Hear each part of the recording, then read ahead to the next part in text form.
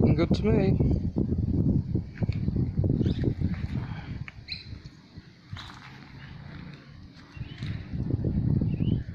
It's taken a few minutes longer than I expected. I mean, it's a matter of getting that focus adjusted correctly, whether it's directly on a piece of meat or on the actual pan itself, heating it up. So there's a bit of playing around with, but it's been about 15-20 minutes stuffing around, and from what I'm seeing, food's basically ready.